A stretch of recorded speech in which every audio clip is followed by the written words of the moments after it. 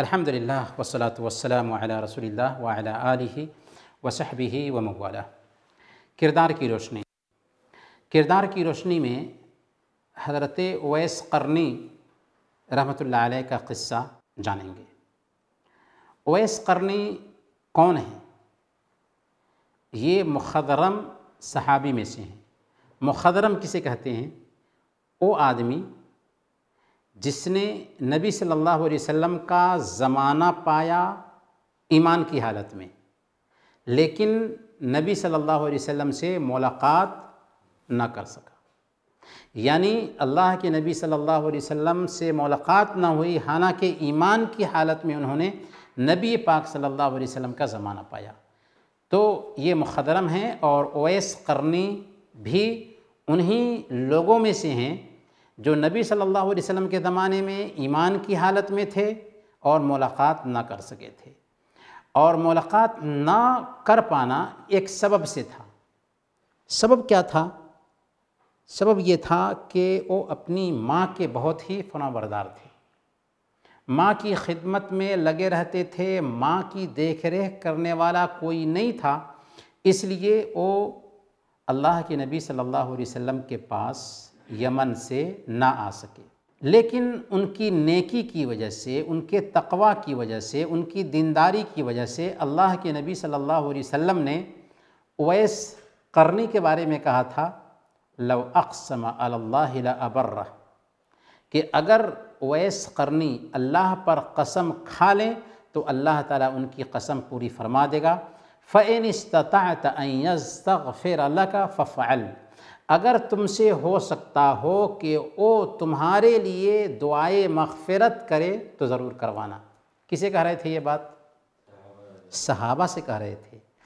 حالانکہ اویس قرنی صحابی نہ بن سکے، تابعی میں سے ہیں، اس کے باوجود بھی اللہ کے نبی صلی اللہ علیہ وسلم نے ایک یمن میں بیٹھے ہوئے بندے کا ذکر کیا اور کہا کہ وہ بندہ ایسا ایسا ہے، ماں کا بہت ہی فرمانبردار ہے، بہت ہی نیک ہے، جب وہ قسم ڈالے اللہ پر تو اللہ قسم اس کی پوری کر دیتا ہے، وہ اپنی ماں کا بہت ہی فرمانبردار ہے، اگر تم سے ہو سکے اس سے ملنا تو اس سے گزارش کرنا کہ وہ تمہارے لیے دعا کرے۔ چنانچہ حضرت عمر فاروق رضی اللہ تعالیٰ عنہ کی خلافت کا زمانہ تھا۔ اویس قرنی ایک جماعت کے ساتھ حج کے لیے آئے تھے، چنانچہ امیر المؤمنین اویس قرنی تک پہنچتے ہیں، ان سے ملتے ہیں اور اویس قرنی سے دعا کی گزارش کرتے ہیں۔ چنانچہ اویس قرنی نے ان کے لیے دعا کیا۔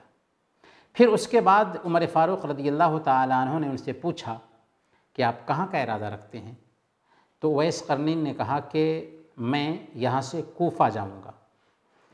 تو عمر فاروق رضی اللہ تعالیٰ عنہ نے کہا کہ کیا میں وہاں کے حکام کو لکھ دوں تاکہ آپ کا خیال رکھیں گے؟ تو حضرت اویس قرنی رحمۃ اللہ علیہ نے بہت پتے کی بات کہی تھی۔ کیا کہا تھا؟ اکون فی غبراء الناس احب الیہ، مجھے مسکین لوگوں میں رہنا زیادہ پسند ہے، میں گمنام رہنا پسند کرتا ہوں، میں بالکل چھپ کر کے رہنا پسند کرتا ہوں۔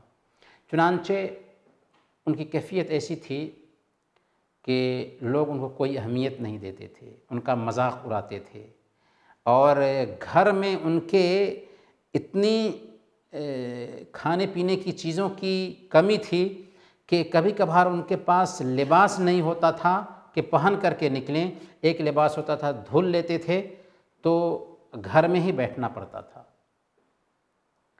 لیکن اس کے باوجود بھی اللہ رب العالمین کی نظر میں اتنا اونچا تھے کہ اللہ نے اپنے نبی کو وحی بھیجا کہ اگر وہ بندہ آئے تو اس سے تم دعا کروانا۔